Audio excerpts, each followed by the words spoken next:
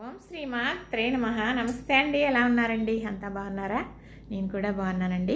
మరి ఈరోజు ఏం చెబుతాను అంటే మరి మరి మా జీవితంలో జరిగి చెబుతున్నాను కదండి. అయితే మాకు ఇల్లు లేదు. ఫస్ట్ నుంచి కూడా అత్తయ్య గారు మావయ్య గారు అప్పటి నుంచి కూడా అద్దిల్లులే.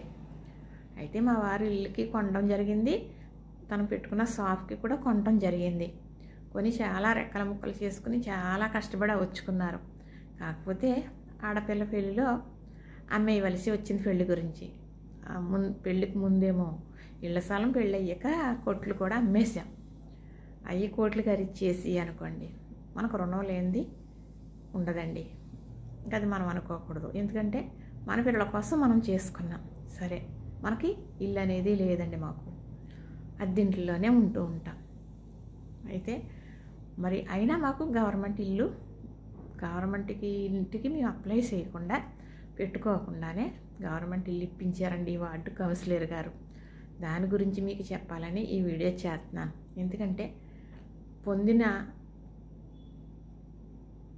అది మర్చిపోకూడదు. ఒకరి సహాయం పొందిన సహాయం మర్చిపోకూడదు. మరి ఎదటి వారి మంచిని కూడా నేను మర్చిపోకూడదు, చెప్పాలి. ఈ వార్డు కౌన్సిలర్ గారు అంటే చాలా గొప్ప మనిషి అండి, గొప్ప వ్యక్తి. మధ్యగారు అవుతారు నాకు.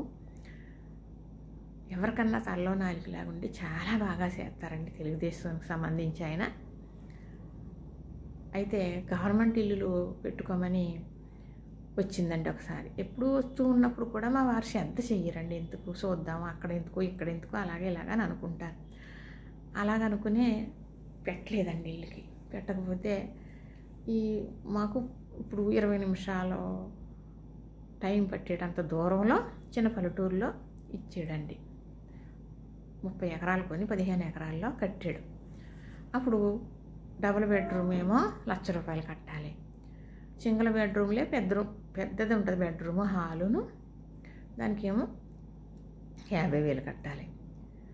కొంచెం బాగా చిన్నగా ఉండే బెడ్రూము, వంటగది, హాలును 500 మాత్రమే కట్టాలి. అప్పుడు ఇంకేమీ కట్టక్కర్లేదు, ఇంకా ఉచిత ఇల్లు అది.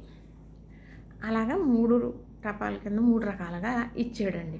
1,00,000 కట్టుకునే వాళ్ళు 1,00,000 కట్టుకున్నారు, 50,000 కట్టుకునే వాళ్ళు 50,000 కట్టుకున్నారు, 500 కట్టుకుని చాలు మనకి ఇది అనుకున్న వాళ్ళు అది కట్టుకున్నారు.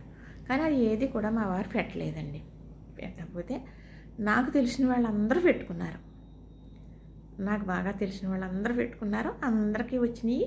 శంకుస్థాపం కట్టడం చేయటం గొప్పగా చెప్పుకుంటున్నారు. అయ్యో మనం కూడా పెట్టుకుంటే వచ్చింది కదా అని చాలా అనుకునేదాన్ని. ఏమండి ఇల్లు కట్టేశారంటండి, మీకు సరదా కదా మేము వెళ్తున్నామని వాళ్ళు వెళ్తుంటే ఆటోలు అవి పెట్టుకుని కట్టించుకుని నన్ను తీసుకెళ్ళేవారు. అలా 4 మాటలు 3 మాటలు వెళ్ళటం జరిగింది. చూస్తేనండి ఎంతో సంతోషం, ఎంత ఆనందం వచ్చేసింది. ఇంకా అయ్యో ఇలా పెట్టుకుంటే సరిపోను, మనం కూడా ఇక్కడికి వచ్చేద్దాం, మనకు కూడా ఇల్లు లేదు కదా అని చాలా అనుకున్నానండి నేను. అలా తీసుకెళ్తే చూస్తే మీరు ఎంత సంతోషపడుతున్నారు కదా, మీకు వచ్చేసినండి పెట్టుకుంటేనే, మనందరం ఒక సాట్ ఉందు అని వీళ్ళందరూ గొడవ పెట్టేవారు అక్కడ ఇల్లు వచ్చిన వాళ్ళు. అయితే ఈ వార్డు కౌన్సిలర్ గారు చేసిన మంచి గురించి నేను చెప్పాలి కదండి. మరి ఆయన ఏదో పని మీద వెళ్తూ ఉంటారు కదా, ఏమండి మరిది గారు ఇల్లు లేదు మాకు, మీ అన్నయ్య పెట్టమంటే నేను పెట్టలేదండి, మాకు ఇల్లు రాదా అంటే ఆయన చెవును కట్టుకుని ఈ అందరికి ఇచ్చేసిన తర్వాత ఇంకా కొంతమందికి చూడండి ఫిల్టర్ చేస్తారంట, తీసేస్తారంట, ఏదో నాకు తెలియదు. అలా తీసినప్పుడు ఉన్న ఇల్లులోది వాళ్ళు అప్పుడు లేరు, ఊరెళ్ళారు పెట్టుకోవడానికి, వాళ్ళకి ఇల్లు లేదని పోరాడి ఆయన మీరు 500 డీడీ తీసేయండి, మీరు రూపాయి కట్టక్కర లేకుండా ఉండే ఇల్లు వస్తుందని చెప్పి ఆయన 500 డీడీ తీయమని చక్కగా ఇచ్చిన తర్వాత 500 డీడీ తీస్తే ఆయన మీకు ఇల్లు పట్టాలు వచ్చేటప్పటికి ముందుగా కాగితం ఇచ్చి పట్టుకొచ్చి చేతిలో పెట్టారండి ఆయన. చూసారా? అప్పుడు ఇంకా పట్టరా అనే ఆనందం, చాలా ఆనందం కలిగిందండి. కానీ ఇక్కడి నుంచి వచ్చేసిందండి మొత్తం మీద ఇల్లు. మళ్ళీ పట్టాలు ఇచ్చినప్పుడు కూడా పిలిచారు, ఇచ్చేసారు. ఆడవారి పేరునే వస్తుంది, నా పేరునే వచ్చేసింది. వచ్చేసిన తర్వాత పట్టా ఇచ్చిన తర్వాత మళ్ళీ తాళం ఇస్తామని ఫోన్ చేస్తారంటే ఫోన్ చేశారండి. వెళ్తే తాళం కప్పు పట్టుకుని వాళ్ళ తాళం కప్పు తీసేసుకుని లైట్లు అవి పెట్టుకోమన్నారు, అవి పెట్టేసుకున్నాం. చక్కగా ఇల్లు హ్యాండ్ఓవర్ చేసేసుకున్నాం. అయితే చిన్నదనుకోండి, 6 మంచం వేసుకుంటే బెడ్రూమ్లో ఇంకా లోపలికి వెళ్ళి మంచం మీద కూర్చొని పడుకోవాలి తప్ప ఇంకా మసలటానికి ఉండదు. ఇంక మామూలుగా ఏ బీరువాని అదేం పెట్టుకోనట్లేదు. అందులో కూడా ఒక కబోర్డ్ ఇచ్చాడు, నార్మల్ కబోర్డు. అలాగే హాల్లో కూడా ఒక కబోర్డ్ ఇచ్చాడు టీవీ పెట్టుకోవడానికి. చిన్న దివాణా వేసుకుని 2 కుర్చీలు వేసుకోవటానికే ఉంటుంది. వంటగది అంటారా, ఇంకా అలాగేదో ఉంచుని వండేసుకుని చక్కగా అక్కడ కూడా కబోర్డ్ ఇచ్చాడు. 2 భార్యాభర్తలు మధ్యతరగతి వాళ్ళు బతకడానికి ఏం పర్వాలేదండి. అయితే అక్కడికి ఇంకా మంచినీటి సౌకర్యం అది రాలేదు. అంటే మేము పెట్టుకున్నామనుకోండి, అందరిలాగానా మాకు ఇల్లు కావాలి, గవర్నమెంట్ ఇల్లు అని పెట్టుకుంటే మా ఏజ్ని బట్టి మా వారికి కాలు బాగోదండి. కాలుకి ఒక 20 ఏళ్ళు అవుతుంది దెబ్బ తగిలి. అది అప్పుడప్పుడు పుండు వస్తూ ఉంటుంది, బాధ పెడుతూ ఉంటుంది. ఆ కాలు గురించి అయినా మా ఏజ్ గురించి అయినా కింద ఇద్దరండి ఏజ్ని బట్టి ఇచ్చారు. అప్పుడు చిన్న వయసు వాళ్ళకి పైన, పెద్ద వయసు వాళ్ళకి కింద ఇచ్చారు. మాకు కూడా అలాగే ఇచ్చారు. మరి మేము పెట్టుకోలేదు కదా, ఆ పిల్లోడు ఇప్పించారు కదా మరి మాకు కౌన్సిలర్ గారు. దానివల్ల పైన వచ్చిందండి. ఆఖరి లాస్ట్లో వచ్చి 4వ ఫ్లోర్లో వచ్చింది. మరి ఎక్కటం దిగటం అంటే మెట్లవి చాలా బాగానే ఉన్నాయి. మరి ఈ ఏజ్కి ఎక్కటం దిగటం అంటే కష్టం కదండి. నేనైతే ఇంట్లో ఉంటాను, మరి ఆయన బయటికి రావాలి. మరి తెల్లవారితే అమలాపురం వచ్చి పని చేసుకోవాలి. మా పని మించి చేసుకునే పని అదే కదా, అక్కడ ఏదో చేసుకునేది కాదు. ఏజ్ చూస్తే పెద్దది, ఇల్లు చిన్నదంటారా, దాంట్లో పట్టినవి ఉంచుకుని పట్టలేని ఉంటే ఏదో చేసుకోవచ్చు సామాన్లు. దాని గురించి ఏం పట్టించుకోను, అందులో ఉండిపోవచ్చు. ఇంకా అలాగా ఇంకా అక్కడ ఇంకా సౌకర్యాలు ఏమీ రాలేదండి. అంటే కరెంట్ అయ్యి వచ్చేసింది కానీ మంచినీళ్ళు సౌకర్యం రాలేదు. అదే మంచినీళ్ళు కావాలంటే ఆయన ఇల్లు కిందకి వెళ్ళి తేవాలంటే ఎలాగా కష్టమే కదండి. మరి ఇప్పుడు అందుసాపుడుగా ఉన్నాం బజార్లోని, ఇలాగా గమ్మున ఏదన్నా తెచ్చుకోవచ్చు, ఆయన ఏదన్నా పట్టుకుని ఒక అడుగు వచ్చి వెళ్తూ ఉంటారు. అక్కడ కనుకోండి ఒక ఊరంత దూరమే, రావాలి వెళ్ళాలంటే కష్టం. ఇంత వయసులో అంత మారుమూలకి వెళ్ళి ఎందుకు, పిల్లలు అయ్యి వస్తూ వెళ్తూ ఉంటారు కదా అని. ఇది రెంట్ ఎక్కువ, ఇల్లు పెద్దదే. ఇల్లు పెద్దదని సాకరీ చేసి అక్కర్లేదండి. ఎందుకంటే సిరాకు చేసేసుకుంటే సాకరీ అవుతుంది తప్ప శుభ్రంగా ఉంచుకుంటే అత్తమాన సాకరీ ఏముంటుంది, ఉండదు. అది నేను చెబుతాను, ఎందుకంటే నేను ఉండే విధానం అది కాబట్టి. ఇల్లు పెద్దదే, రెంట్ ఎక్కువ. 2000 రెంట్లో ఉండి సడన్గా 8000 రెంట్లో అంటే ఎంత అయిందండి అప్పుడు, 3 ఎక్కువయ్యింది. కొంచెం భారమే, మధ్యతరగతి వాళ్ళం, రెక్కల వాళ్ళం. సరే ఏదో అవుతే అదే అవుతుందని అంటే ఇక్కడే అలవాటు అయిపోయి ఇంకా ఎక్కడో వెళ్ళాలి, దూరంగా వెళ్ళాలంటే వెళ్ళొచ్చు. కానీ ఒక 2000 తేడాలో ఉండొచ్చు. ఒక గది ఒకసారి ఈది గది ఉంటుంది, ఇరుకో వరకో పోనీ ఒక 6000 అవుతుంది, తక్కువేమీ అవ్వదండి. ఇంకో 2000 ఎక్కడికో వెళ్తాం, అది ఇరుకే. సరేలే ఇక్కడ అలవాటు అయిపోయింది కదా, సరే వచ్చేదో తగ్గించి 8000 కట్టుకుందాంలే అన్నదా ఉద్దేశంతో వచ్చేసాం. 2 పూర్తయి 3వ సంవత్సరం. ఇంకా ఇప్పుడు ఆ పిల్లలు కూడా ఎందుకు, అక్కడ వచ్చింది కదా అక్కడికి వెళ్ళిపోవచ్చు కదా, వాడుస్కూరు అక్కడ ఇచ్చారు కదా అన్నట్టుగానే మాట్లాడారండి. ఎందుకంటే వాళ్ళు ఏమీ ఇవ్వట్లేదు, పెంచట్లేదు, బతకట్లేదు. మేము వాళ్ళు పెంచితేనే బతకట్లేదు, మాకు మేమే చేసుకుని వాళ్ళకి భారం అయిపోయింది అనుకోండి మా వల్ల. అప్పుడు అలా చెప్పారు అనుకో, ఉన్నప్పుడు అక్కడికి వెళ్ళిపోమని తప్పులేదు. ఏదో భగవంతుడి దయ వల్ల జాగ్రత్తగా ఉన్నందుట్లో ఎలాగోలాగని మేము సరిపెట్టుకుంటున్నాం, చేసుకుంటున్నాం అని అన్నారు. అంటే ఇంట్లో ఉన్నారంటే మనం వస్తాం వెళ్తామని కదా, వాళ్ళ కూడా ఇలా ఉండాలి కదా అని అనుకోలేదండి. ఇప్పుడు ఇలా ఉంటాం మేము, మీరు చెయ్యండి చూడండి అని మేము అడగలేదు కదండి వాళ్ళని. అంటే వాళ్ళు ఎంత బాగానే ఉండొచ్చు, అమ్మా నాన్న అలాగే వెళ్ళిపోవాలి, అలాగే ఎక్కడో మారుమూలలు ఉండాలి అంటే ఇంకేళ్ళ పని మనకు లేదు అనుకుంటున్నారా, ఏమనుకుంటున్నారో. పోన్లేండి, ఏమనుకున్నా వాళ్ళు బాగా ఉన్నారు, వాళ్ళు బాగున్నారు, అదే కావాలి పరమేశ్వరుని, అదే అడుగుతాను నేను బాగోవటం గొప్ప కాదు, వాళ్ళు బాగోవటమే గొప్ప నాకు. అదే నాకు పెద్ద ఆస్తి, అంతే కదండి. పిల్లలే కదా ఆస్తాబీజులని మరి కనుక్కొని పెంచుకుంటాము. వాళ్ళు బాగోకపోతే బాధే కదా. మరి మనం ఎలాగున్నా పట్టించుకోకపోయినా ఏం పర్వాలేదు. ఇంకా అలా అన్నారు కదా అని అప్పుడు బాధపడ్డాను నేను. అంటే మాకు ఇల్లు ఉంది, మాకు ఇల్లు వచ్చిందని చాలా సంతోషమే. మరి నేను భర్త గురించి ఆలోచించాలి కదండి. మరి అయినా పైకి 4 ఫ్లోర్లు ఎక్కి దిగాలి, పొద్దున్న వెళ్ళాలి, సందాలు రావాలి, ఒక ఊరు వచ్చినట్టు రావాలి. రాత్రి అయ్యేటప్పటికి లేట్ అవుతుంది. ఇప్పుడు 5 నిమిషాల్లో వచ్చేస్తారండి ఇక్కడికి. అంటే అవి కూరగాయలు అవి కొనుక్కుంటూ చేస్తూ ఒక 5-10 నిమిషాల్లో వచ్చేస్తారు. అక్కడికైతే లేట్ అవుతుంది. వయసు ఏమో పెద్దది, టైంలు ఏమో ఎలా ఉంటాయో తెలియదు. పోనీ ఇరుక్కు బొరుకు అంటారా, ఎలాగో సరిపెట్టుకుంటాను ఇరుక్కున్నాక. నేను ఇంట్లో ఉండేదాన్ని ఎలాగన్నా పర్వాలేదు.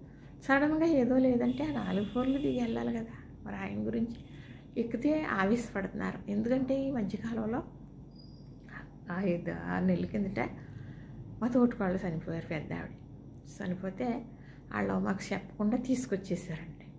మమ్మల్ని అడగలేదు పర్మిషన్. మేము ఇక్కడ తీసుకొచ్చి అన్నీ చేసుకుంటామని వాళ్ళ తాతగారులు తీసుకురామంటే తీసుకొచ్చేసారు. తర్వాత వాళ్ళు ఎక్కడో రూమ్ చూసి పెడితే కార్యక్రమం చేసుకోనక లేక చాలా అగసాట్లు పడ్డారు. మమ్మల్ని పెట్టుకోమన్నారు ఇంట్లో. మా మరిది గారిని కూడా పెట్టుకోమన్నారు. అంటే పండగండి అప్పుడు. అద్దెలు ఊరుకుంటారా?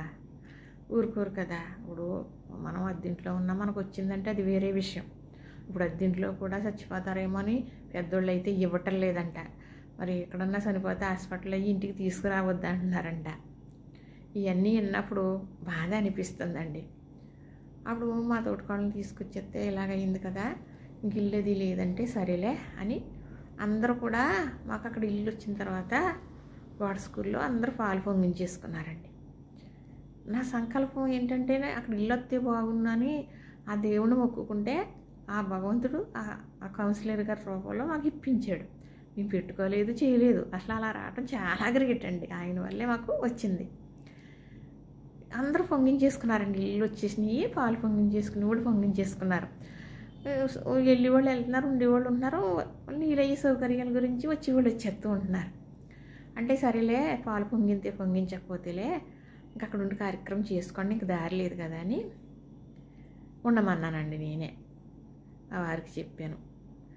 ఇంకా సరే అని ఆలోచించి పాలు అయ్యి పొంగించుకోలేదు. ఎందుకని అందరు చుట్టాలు అందరూ కొత్త ఇంట్లో ఉండమన్నావా అంటే, ఫోన్లో నేను చనిపోతే ఎద్దింట్లో వద్దంటే అక్కడికే కదా తీసుకెళ్తారు, ఇంకా అలాగనుకోకూడదు. ఏమో ఇల్లు మాకు వచ్చింది, ఆవిడకి అక్కడ జరిగే అదృష్టం ఉంది కావాలో సరే అని అక్కడ ఉంచి ఆ కార్యక్రమం అన్నీ చక్కబెట్టేసుకుని వాళ్ళు వెళ్ళిపోయారండి. ఇంకొప్పుడు నాకేమనిపించిందంటే, పిల్లల కోరిక అయ్యి అదే కదా, ఇదే టైం అండి, ఇంకా ఇంకో టైం ఏమి రాదు కదా మాకు. ఇంకెందుకు వాళ్ళు రావాలి, చూడాలి, వెళ్ళాలి అని అనుకోవటం లేదు కదా. ఇంకా మన కోసం ఎవరు ఆలోచించే వాళ్ళు లేరు కాబట్టి, మన గురించి మనం ఉన్నామని పరిగెట్టుకొచ్చి వాళ్ళు లేరు. మనం ఎక్కడుంటే పోదా, ఇంకా వెళ్ళిపోదాం అక్కడికే. మంచినీళ్ళ సౌకర్యం లేదంట, అదే చూస్తున్నాం. వీళ్ళ గారి గురించి ఆలోచించానండి, మా వారి గురించి. అంటే ఏమన్నా కొంచెం డబ్బులు ఉన్నాయనుకోండి, ఖర్చు పెట్టుకుని తింటూ ఏదో బ్రతకొచ్చు. కానీ రెక్కలు కొట్టుకుంటే కానీ డొక్కల నిండవండి మాకు అని ఆలోచన కింద ఉందండి నాకు. వెళ్ళిపోతేనే రైట్, ఇంకా అక్కడికి వెళ్ళిపోదామని మనసుకి పదే పదే అనిపిస్తుందండి. ఎందుకంటే మేము వెళ్ళిపోయినా అక్కడికి వెళ్ళిపోయారా అని అడిగేవాళ్ళు లేరు, అక్కడ ఉన్నారా అని వచ్చి చూసేవాళ్ళు లేరు. ఇంకెందుకని ఎవరంటారండి అప్పుడు అన్నారు. కానీ ఇద్దరం ఇలాగ ఇంకా కొంచెం జీవం ఉంది, ఎలాగో చేసుకుని బతకొచ్చు అని వస్తారులే, బండి వేసుకుని వెళ్ళి చేయలేనప్పుడు ఎలాగో ఇంకా అక్కడే సాలించుకోవచ్చు. ఇంకెంతకన్నా దారి ఏమీ కనపట్టలేదండి. అందరూ పంతాలు పట్టేస్తున్నారు, అందరూ పగగా ఉంటున్నారు. ఏ బంధమే అలా ఉంటే చాలా కష్టం అండి. సరే అందరి కోరిక కూడా వెళ్ళిపోవాలి, అక్కడికి వెళ్ళిపోమనే మాట్లాడారు. పిల్లలన్న కూడా అలాగే మాట్లాడారండి. అక్కడికి వెళ్ళిపోవచ్చు కదా, అక్కడ ఇల్లు ఉంది కదా ఎందుకు అనే మాట్లాడారు. మనం కూడా వెళ్తాము, మనం కూడా ఉంటాము, మన కోసం కదా, మన అమ్మ నాన్న అలా ఉండాలి కదా, మనం వెళ్తూ వస్తూ ఉంటాం కదా అని అనుకోలేదు. వాళ్ళని అడగలేదండి, వాళ్ళు రూపాయి ఇవ్వట్లేదు. మా బతుకు మేమే బతుకుతున్నాం. అయినా వాళ్ళ భారం కింద భావించి మా జీవితాలు వాళ్ళ చేతుల్లోకి తీసేసుకుని వాళ్ళు అలా మాట్లాడుతుంటే ఎలాగండి బ్రతికేది. ఇంకా నా నిర్ణయం ఏంటంటే వెళ్ళిపోదాం అక్కడికి అని చెప్తున్నానండి ఆయనకి. నేను ఏదో భగవంతుడు ఇచ్చాడు కదా అని. మరి ఆయన ఎక్కలేరు, దిగలేరు. అదే కనుక మనం పెట్టుకుంటే ఏజ్ బార్కి కిందే వచ్చును, మనం పెట్టుకోలేదు. కాకపోయినా దేవుడు ఇల్లు ఇచ్చాడు. ఇంకా ఆఖరు టైము ఇదేనండి, ఇదే టైము, ఇంకేముంటుంది ఇంకా తర్వాత ఇంకో టైం ఏమి ఉండదు. ఎవరు చూసేది ఎవరు మాట్లాడినా వాళ్ళు చేద్దామన్నా కదా. ఇంకా అదే ఒక నిర్ణయానికి వచ్చి అలా చేసుకుందాము. అప్పుడు ఈ వీడియోలు చేయలేను, ఇంకేమీ ఉండదండి. ఇంకా అలాగా ఉన్నన్నాళ్ళు అలాగా ఉండటం జరుగుతుంది. చూద్దాం అని ఒక ఆలోచనతో ఉందండి. నాలో ఉన్నమాట మీకు చెప్పుకున్నాను. ఎవరో ఏమీ అనుకోవద్దు, ఎందుకంటే మీరందరూ నా బిడ్డలు లాంటి వాళ్ళని, నా తల్లిదండ్రులు లాంటి వాళ్ళు పెద్దోళ్ళు అయితేనని నాకున్నది నేను చెప్పానండి. ఇలా సమస్య ఎవరికైనా ఉంటుంది కదండి. మీకు ఏమనిపించింది అది కామెంట్ పెట్టండి. మరి లైక్ కూడా చేయండి, సబ్స్క్రైబ్ కూడా చేయండి. చెప్పమంటున్నారు కదా, ఊత పదంగా చెప్పేస్తున్నాను.